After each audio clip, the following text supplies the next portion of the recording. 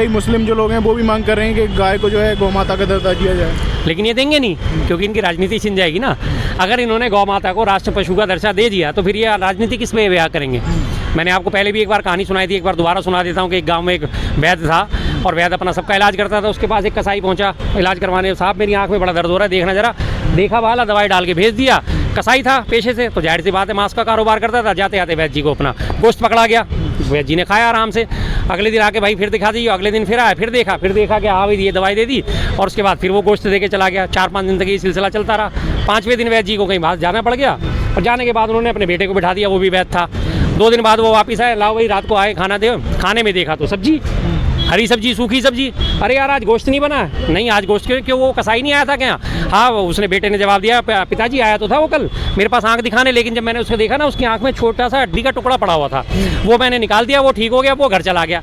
कहता अबे बेवकूफ, उस हड्डी के टुकड़े को तो मैंने पहले दिन ही देख लिया था, लेकिन अगर मैं उस हड्डी का टुकड़ा पहले दिन ही निकाल देता तो 1 हफ्ते में गोश्त खाने को कहाँ से मिलता। तो वही हाल आज भाजपा का है कि अगर गाय को राष्ट्रमाता घोषित कर देगी, राष्ट्र पशु घोषित कर देगी, तो राजनीति किसके नाम पे करेगी। बार बार कहते हो ना कि मुसलमानों को बायकॉट कर दो, इनसे सामान लेना बंद कर दो। साफ कहता हूँ 25 करोड़ की आबादी है, 25 करोड़ को अगर आप एक दिन में बायकॉट कर दिया, अगले दिन आप खाना नहीं खा सकते।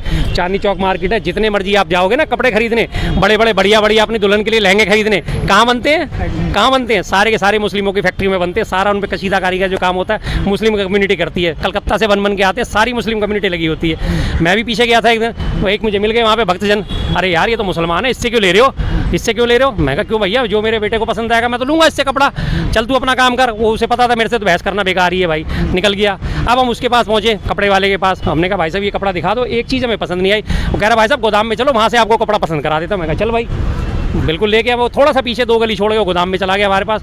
अब गोदाम किसका था साहब? जैन साहब का। जैन साहब का गोदाम इतना बड़ा फैला हुआ, कम से कम 150-200 गज में गोदाम फैला हुआ। अब वहाँ जाके उसने हमें कपड़ा पसंद करवाया, और वहाँ पे और उसके अलावा कम से कम 1 दर्जन मुस्लिम कारीगर और मुस्लिम दुकानदार और वहाँ मौजूद थे जो उससे कपड़ा ले रहे थे, खरीद रहे थे। अब अगर मैं उस मुस्लिम दुकानदार का बायकॉट करता हूँ तो हमारे जैन साहब तो गए रोटी पानी से, क्योंकि सारे मुस्लिम दुकानदार उनके यहाँ छोड़ देंगे, जैन साहब का तो रह गया वहीं का वहीं पड़ा रहेगा सारा कपड़ा।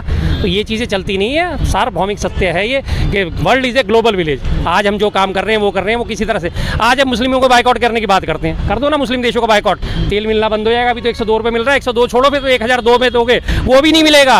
कर दो, करे है हिम्मत करने की, नहीं कर सकते। इन्होंने सिर्फ अपनी रोजी रोटी चलानी है, अपनी राजनीति चलानी है, और उसके अलावा इन्होंने कुछ नहीं करना। पेट्रोल के दाम की बात की आपने, पेट्रोल के दाम पिछले 10 दिनों में लगभग 12 रुपये तक बढ़ गए हैं। हाँ जी, उसको लेकर कोई बहुत ज़्यादा डिबेट नहीं हो रही है, कुछ चर्चा नहीं हो रही है? डिबेट हो रही है, सोशल मीडिया पे खूब डिबेट हो रही है। जो चैनल हैं मोदी जी के खिलाफ बात करते हैं उनपे, लेकिन मुख्य चैनल जो है वो उसे कवर अप करने की कोशिश करते हैं लगातार। अरे देखो वहाँ भी तो महंगाई इतनी बढ़ गई, अमेरिका में तो बढ़ गई। एक बार हवाला दिया जा रहा है जी, अमेरिका में 40% बढ़ गई है। अमेरिका ने पेट्रोल पे 40% रेट बढ़ा दी। कल भी मैं एक डिबेट में गया था शाम को, एक बड़ा चैनल मुख्य चैनल है, उस पर डिबेट यही हो रही थी। वहाँ भाजपा का प्रवक्ता आया, हाँ आपको नहीं पता अमेरिका ने भी तो 40% पेट्रोल पे बढ़ा दिया। मैं कहा ठीक है भैया 40% बढ़ा दी, अब ये बता दे तू 40% बढ़ने के बाद अमेरिका में पेट्रोल का दाम कितना है? दाएं बाएं झांकने लगा, उसे यही नहीं पता था कि अमेरिका में पेट्रोल का दाम कितना है। 40% अमेरिका में पेट्रोल का दाम बढ़ने के बावजूद भी आज 111 रुपये अगर भारतीय मुद्रा में हम कन्वर्ट करें, 111 रुपये से 122 रुपये तक लीटर है। 111 से 122 सिर्फ, क्योंकि वहाँ पे जो मिसिसिपी है सबसे ज़्यादा महंगा पेट्रोल 122 रुपये भारतीय मुद्रा के हिसाब से वहाँ मिल रहा है। बाकी न्यूयॉर्क में इधर में 100 से नीचे भी है, 94-95 से शुरू होकर 122 मैक्सिमम है, जैसे हमारे यहाँ भी है 118 तक पहुँच चुका है। लेकिन उसे नहीं पता था, लेकिन हंगामा ऐसा काट रखा है कि 40% बढ़ा दी। अरे भाई ये 40% उसने बढ़ा दी, मान ली मैंने, लेकिन भारत की प्रति व्यक्ति आय देखिए और अमेरिका की प्रति व्यक्ति आय देखिए। भारत की प्रति व्यक्ति आय जो है वो है मात्र 2 लाख रुपए, अमेरिका की प्रति व्यक्ति आय 88 लाख रुपए। उनसे कंपैरिजन तो कर लो, हमारी भी 88 लाख रुपए इनकम हो जाएगी, तो हमें तो 100 छोड़ो तो आप 200 रुपये दे देना, हमें क्या आपत्ति होगी भाई। 88 लाख रुपए साल का कमा रहे होंगे तो हमारा तो 300 रुपये पेट्रोल मिल जाएगा, तो भी हमें दिक्कत नहीं होनी। लेकिन आम आदमी क्या है, गरीब आदमी 2 लाख रुपए सालाना एक एवरेज निकलती है, और हजारों लाखों करोड़ों तो लोग अभी ऐसे हैं कि जो साल के 2 लाख भी नहीं कमा पाते। कोई सरकार का विरोध करता है या फिर कोई सच्चाई रखता है तो उसे पाकिस्तानी घोषित कर दिया जाता है। नीट के बाद CBSE का एक छात्र था, उसने अपनी बिल्कुल। और इसमें सबसे ज़्यादा गंदगी किसने मिलाई है?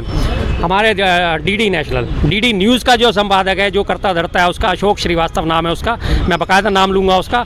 उस बेशर्म आदमी ने उस लड़के को, वेदांत लड़के को, 17 साल का लड़का था, उसे 1 मिनट के अंदर उसने पाकिस्तानी ठहरा दिया, क्योंकि उसकी CBSE की उत्तर पुस्तिका में गलती हुई थी और उसने अपनी उत्तर पुस्तिका जाँच के लिए मांग ली थी, और जो उसे मिली वो उसकी थी नहीं। तो उसने ये मुद्दा उठाया, उसने छूटते ही कह दिया अरे पाकिस्तानी कब से CBSE देने लगे।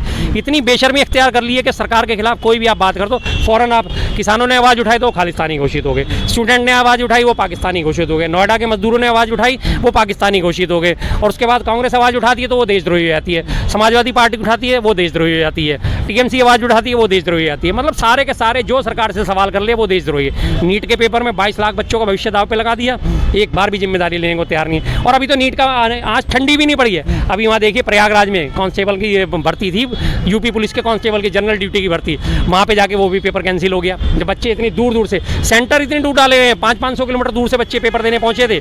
जो बच्चा यहाँ पे रह रहा है गाजियाबाद में, उसका सेंटर इलाहाबाद में डाल दिया। इलाहाबाद वो पहुंचा, एक दिन पहले पहुंचा, जाके अपने रहने सहने की व्यवस्था करी है। सुबह जब सेंटर पे पेपर देने पहुंचता है पता चलता है पेपर कैंसिल कर दिया गया। तो क्या बीचेगी बच्चों पे, लेकिन जिम्मेदारी लेने को कोई तैयार नहीं है। ईद पे जिस तरीके की बयानबाजी चल रही है, क्या मुस्लिमों में गुस्सा है? गुस्सा भी है, देखिए गुस्सा स्वाभाविक है। मुझे अगर मेरे धार्मिक क्रियाकलाप से रोके जाएगा मुझे भी गुस्सा आएगा।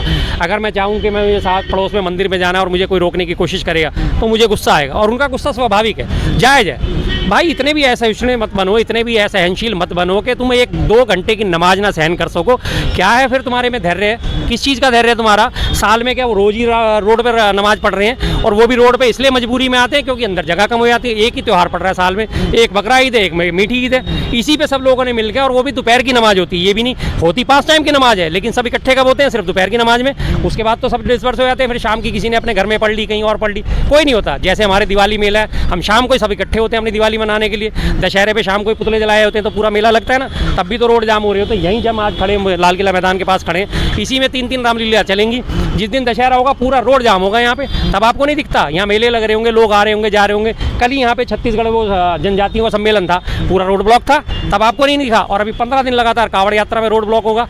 शुरू के 4 या 5 दिन तक तो ट्रैफिक चलता रहेगा जैसी कावड़ यात्रा शुरू होगी। उसके बाद गाजियाबाद से लेकर उत्तराखंड के हरिद्वार तक पूरे 200 किलोमीटर के रूट को जो है ब्लॉक कर दिया जाएगा।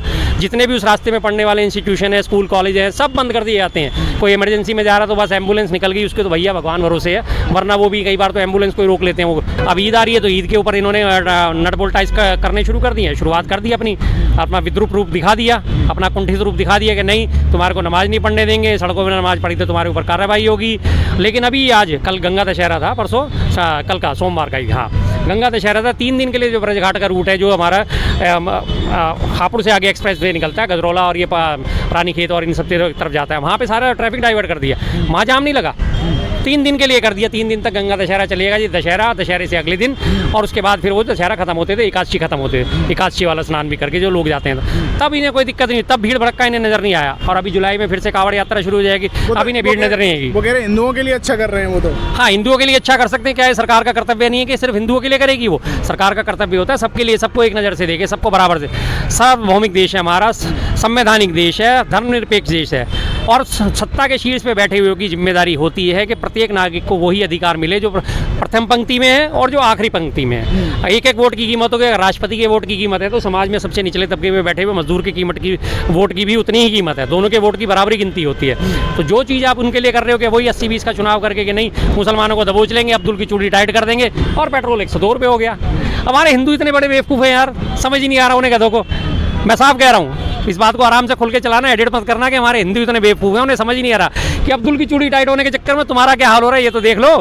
अब्दुल की चूड़ियाँ टाइट कराते कराते आज तुम्हारा 102 रुपये पेट्रोल क्रॉस कर गया, कमर्शियल सिलेंडर 3000 रुपये क्रॉस कर गया, घर का सिलेंडर फिर 953 रुपये का हो गया, और डीजल के, दूध के, हर चीज़ के दाम बढ़ते जा रहे लगातार। और तुम्हारे को बस वही यार भैया ईद पे नमाज नहीं पढ़ देंगे, और हाँ खुश खुश खुश, अरे मजा आ गया, अब्दुल टाइट हो गया, ईद पे नमाज नहीं पढ़ने देंगे। और तुम तो देखो कि तुम्हारे को क्या करने थे, तुम्हारे तो स्कूल में पढ़ने लायक नहीं छोड़ रहे हो तुम्हें, ये तो देख लो। लोग सवाल उठा रहे हैं कांवड़ यात्रा भी सड़क पे होती है, सड़क के माध्यम से ही जाती है, बिल्कुल तो इस तरीके की कोई यही दो रंगी है, यही दो रंगी, इसीलिए तो मैं कहता हूँ ना बेशर्म जनता पार्टी है, बेहद जलील पार्टी है, जिसकी शॉर्ट फॉर्म है ना बीजेपी, बेहद जलील पार्टी। जलील का मतलब होता है बहुत निकृष्ट, गिरे हुए लोग, बिल्कुल गिरे हुए लोग। इनकी कहीं भी आप सोचोगे कहीं भी इनकी कोई बात कहीं सहमति जताने लायक होती है, कोई बात सहमति। अभी आपने पूरे नॉर्थ इसमें अपने उत्तर में देखा होगा आपने, गाय हमारी माता है, गौरक्षा के नाम पे लोगों को झंडा जला दिया जाता है। और वहीं पे अभी पश्चिम बंगाल में ताजे जीत के हैं, तो वहाँ पे शुभेंदु अधिकारी क्या कह रहा है, गाय की उम्र 14 साल है, 14 साल के बाद वो माता नहीं है। क्या बात है यार, कितने बेशर्म लोग हैं। माँ तो माँ ही रहेगी भाई, जिंदगी भर माँ रहेगी, चाहे वो 14 साल की हो जाए, चाहे वो 80 साल की हो जाए, चाहे वो 90 साल की हो जाए, चाहे वो 100 साल की हो जाए। माँ तो माँ है। मैं अपनी माँ का दर्जा खत्म कर दूंगा कि माँ मेरी 70 साल की हो गई, मेरी माँ नहीं रही मेरे लिए। क्या अजीब बात है। और वो उधर से हेमंत विश्वा शर्मा कह रहा है जी आपने गौमांस खाना है तो खाओ, लेकिन घर में खाओ, बाहर मत खाना, बस। कितनी बढ़िया बात है। और यहाँ गौरक्षा के नाम पे लगातार जो है हत्याएं कर दी जाती हैं, सब जानते हैं इस चीज़ को। जबलपुर से भी एक न्यूज़ आ रही है कि वहाँ पर जो है 500 गाय मृत पाई गई, तो बहुत ज़्यादा ऐसा कोई बवाल नहीं हुआ है। क्यों? जबलपुर कहाँ है? मध्य प्रदेश में। मध्य प्रदेश में सरकार किसकी है? बीजेपी की। जहाँ जहाँ बीजेपी शासित राज्य है वहाँ तो आवाज़ उठेगी ही नहीं। वो तो बहुत दूर है मध्य प्रदेश, तो आप अपने पड़ोस में देखो, पिछले साल की बात है, अक्टूबर नवंबर में एक पंडित पूरन जोशी पकड़ा गया था, उसमें से कोल्ड स्टोरेज में से 180 टन गौमांस पकड़ा गया था पूरन जोशी का। क्या हुआ उसका? कुछ भी नहीं। मुकदमा दर्ज हुआ, ढूंढा भाला उसे, और उसके बाद खत्म कहानी। कौन जानता है कहाँ गया वो पूरन जोशी? उसके ऊपर FIR नहीं हुई, वो गिरफ्तार नहीं हुआ, मामला वहीं का वहीं रफा दफा कर दिया गया। 180 टन। और आज भी अगर भारत की टॉप मोस्ट जो है कंपनियां देखेंगे जो बीफ एक्सपोर्ट करती हैं, बीफ एक्सपोर्ट, उनमें सबसे ऊपर जो है 10 कंपनियां, और 10 के मालिक जो है हिंदू हैं।